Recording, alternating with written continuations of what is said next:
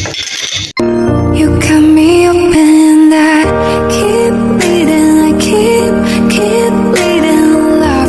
I keep bleeding, I keep bleeding, love.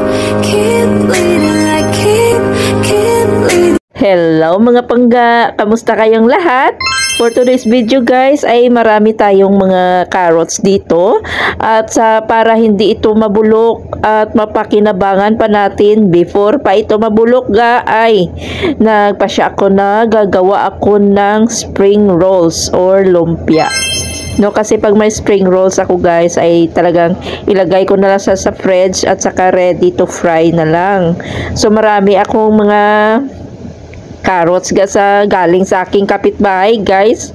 So gagawin ko itong spring rolls kasi sayang no, ang iba na bubulok na kasi maraming binigay sa akin last time pa no, mga isang buwan na galing sa kapitbahay guys. So para mapakinabangan gagawin ko itong spring rolls. So diba, para kung may gusto akong kainin or gusto kong magkain ng spring rolls anytime ay mag prito na lang tayo guys. So tara, samahan niyo ako at gagawa tayo ng ating spring roll.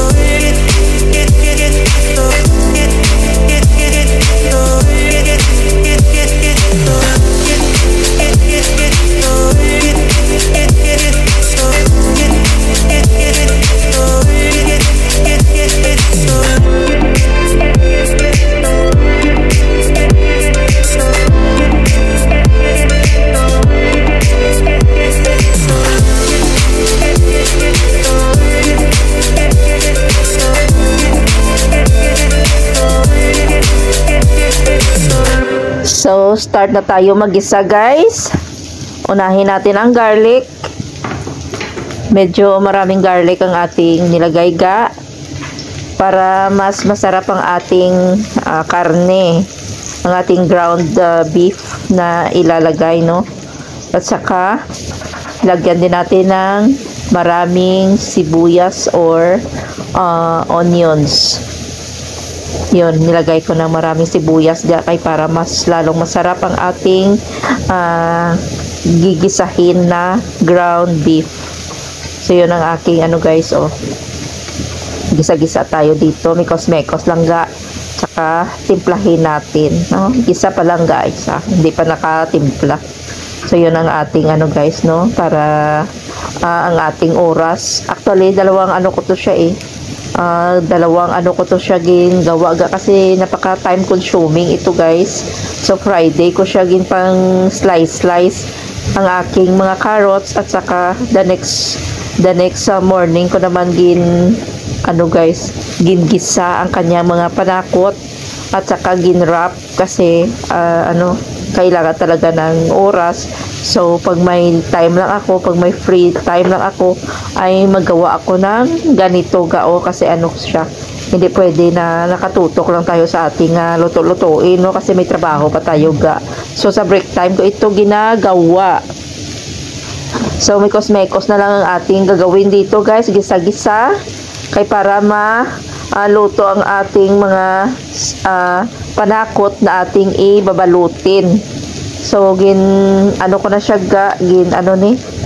gintimpla with salt and black pepper at saka ginlagyan ko din ng chicken cubes, 1 chicken cubes. So timplahin na natin guys at saka palambutin ang ating carrots at saka i-wrap natin sa ating spring rolls wrapper. kailangan before mo siya i-wrap ga ay talagang timplado na itong ating karne, no? Kay para hindi ayoko ng medyo maasin, gusto ko ng tama lang ang timpla, guys. So yun ang aking ginawa kay para para masarap ang ating spring rolls. At saka ilagay ko lang siya sa fridge, so anytime pag mag-crave ako ay kukuha na lang ako at saka magprito kay para hindi dami tayong mga choices na kakainin pag gusto nating kainin, no? Kasi ako, guys, wala na ako hindi ako kumakain ng dinner, na lang kung ano-ano na lang, like mga light something to eat lang sa dinner ko ga. So spring rolls is good for me, no? Kahit mag-fry lang ako tatlo or 5, okay na ko naga. Saka mag-inom ng tubig, good na ko na guys.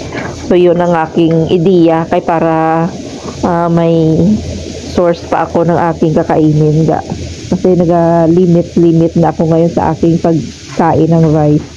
Grabeng rice, no? Kasi grabe no ng ating timbang. So ginlagyan ko pa siya ng guys, chili flakes para may konting anghang. O diba? Mas masarap kung may medyo maanghang ga. Yan ang aking style sa aking pagluluto nito. First time ko ito nagawa nito ga. Kasi naisipan ko, sayang yung mga carrot ko ga.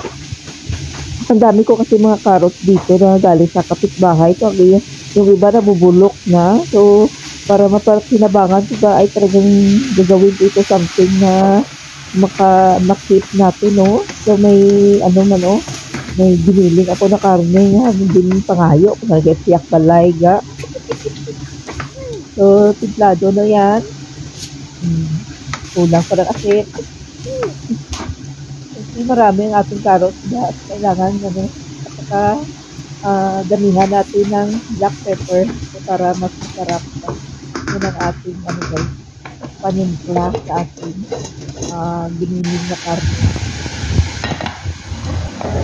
So ready na ang ating giniling na karne, guys. So malambot na ang ating carrots, saka na siya medyo dry kasi yung tubig na nilagay ko ay insakto lang siya nga makaluto sa carrots at saka sa karne. So yun ang aking medyo mala na siya, guys, kay para easy to wrap na lang, no? Kasi kung pag magbasa-basa na siya masira ang ating wrapper. So mag-start na ako mag-wrap, guys, ng ating guys, kay para may time pa ako dahil break time ko pa that time.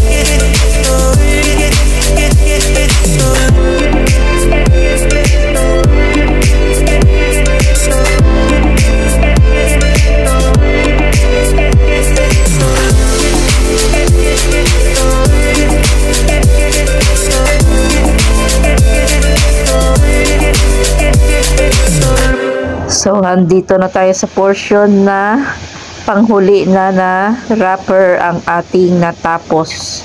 Napaka time consuming talaga ito guys. Oh. Na ito na lahat ang aking nagawa. Mga 39 pieces. Yun lahat ang aking nagawa guys. O, diba? Napaka kailangan mo talaga, may time ka talaga magawa nito. Oh. So, yun ay salamat at natapos na din ang aking pangmalakasan na spring rolls. O, diba? Ay, naku, enjoy naman tayo sa kain natin dito, guys. So, yun lang. Salamat sa panonood, mga pangga. Ito lang ma-share ko sa inyo, guys. Ang aking simpleng paggawa ng aking spring rolls. Iba-iba tayo ng mga version, guys, no? Kasi ito lang aking available, ga. So, fast forward tayo, guys. Nung dinner ko na, ay naghanda ako ng aking makain na spring rolls guys. So very crunchy and yummy. Ay talaga naman, sarap talaga ng aking spring rolls guys. So salamat sa panunood mga pangga, and see you again on my next vlog. So ito na ang ating dinner guys. Nagluto lang ako ng 5 piraso kasi ito lang ang aking dinner, tsaka magtimpla lang ako ng Energin. So, yan ang aking dinner, guys. Ang aking nagawa na lumpia or spring rolls. Thank you so much for watching. Bye-bye!